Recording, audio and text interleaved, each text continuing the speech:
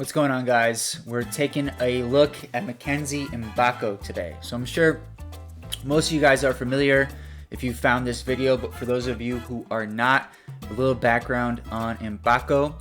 He was a McDonald's All-American, a top 10 recruit in the 2023 class, and originally was slated to go to Duke.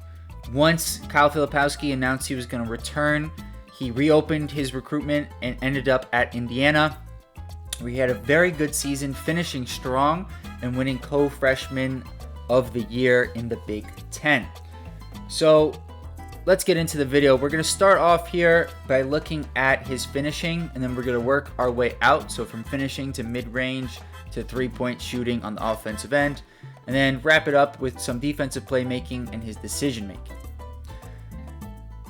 So here, he's going to turn down the mid-range shot and drive in to the paint and get the finish. Here, he misses the first one, stays with it. Consistency, which I like to see.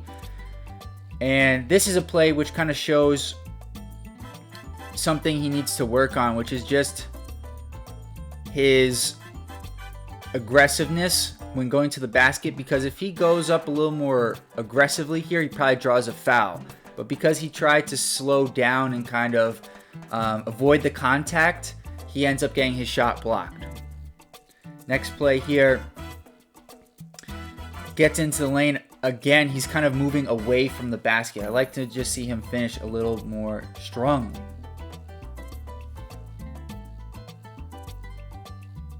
Kind of same thing there. He avoids the contact. I love this play. We're going to watch this again because this, to me, shows a ton of confidence in his mid-range game. He gets the ball, there's no hesitation, feet set, and it just looks so pure. Even on this play where he's going to end up missing the shot, I think it's a great look, great footwork. He bounces, he draws some contact, and then he gets the separation for his shot. Doesn't make it, but I think it's a great shot. Not necessarily on the shot clock, but in terms of separation, showing what he can do, it is a good look and something that I think he can make consistently moving forward. Here you see him get the curl and the three-pointer, and it just looks pure. And that's something that was the common theme for me, watching him shoot threes. It's while he shot 32% or 33% on the season, he shot 38% in the 20 conference games he played. So he got better as the year went on. He averaged 12 points a game, but 13.5 in conference play. So again, he got better as the year went on, which is just awesome to see.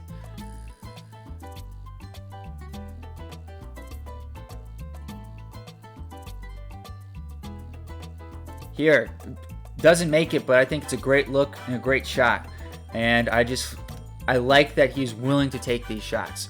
So now we've moved into the defensive playmaking, and here he averaged 0.4 steals and 0.4 blocks. So definitely an area where I'd like to see him improve next season.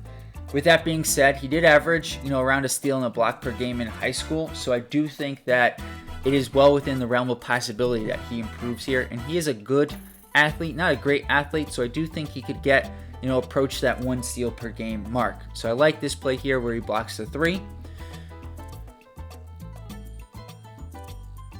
And then here's in a good defensive position. He gets over the screen and then recovers back and gets the block.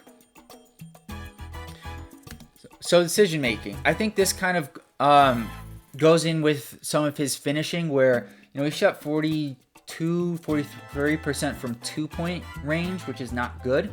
And part of it, I think, is decision making along with the lack of spacing at Indiana. So it's a combination of both.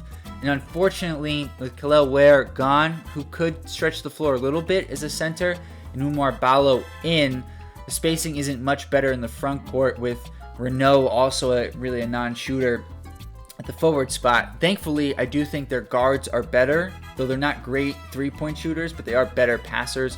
That should help. So here, you'll see what I mean by decision making. He gets his three blocked. That's okay. That'll happen. But I just think right there, he needs to look out. He had a couple of open teammates. And here, similar thing where he kind of gets caught and ends up passing out. And let's go back. he ends up passing out, and I think this could have been a shot or a quick pass instead of kind of getting himself trapped in the corner. So it's just something I think he can work on moving forward. But overall, Mgbako had a very solid freshman season, and he's got a lot to build on moving into his sophomore year, where I do think there is a chance he ends up as a mid to late first round pick, as a lot of people thought he would after his freshman year. And worst case scenario, he's like an early second round pick. But at 6'8", 217, with the ability to hit a three, if the defense improves a little bit in the decision making, a lot of teams are going to look for guys like that, because listen, everybody wants an athletic wing who can shoot the three and space the floor, and also guard on the other end. He's got to work on the guard aspect, but he's got the three-point shooting already. So thanks guys for listening. I really appreciate it. Give this video a like if you can. Subscribe if you're new. I would really appreciate it. It may not mean a lot to you, but it means a lot to me. So I really would love if you could hit that subscribe button. And lastly, tell a friend. We're trying to grow this thing as much as we can. See you next time. Peace.